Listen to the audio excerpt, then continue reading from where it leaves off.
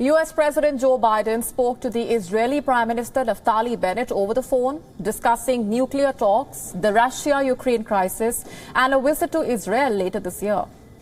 The timing of this phone call is crucial. Joe Biden has accepted an invitation to visit Israel at a time when the Iran nuclear talks have entered a crucial period.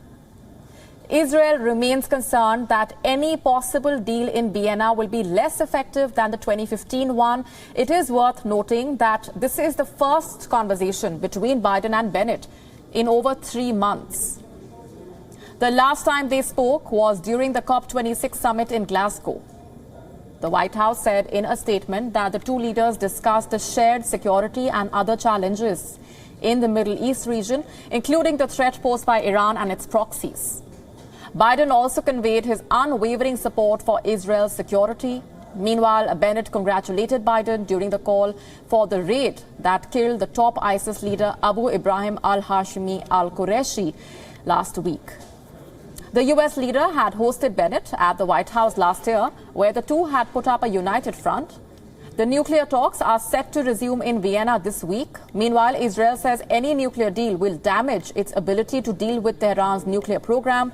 Bennett stressed that Israel is reinforcing its military option against Iran, maintaining freedom of action with or without an agreement between Iran and other world powers.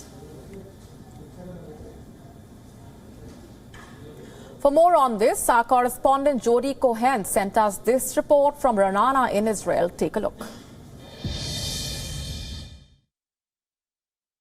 With the Iran nuclear deal talks set to resume on Tuesday and the US restoring some sanctions relief to Iran's civilian atomic program, President Biden held his third phone call with the Israeli Prime Minister since Bennett took office in June 2021.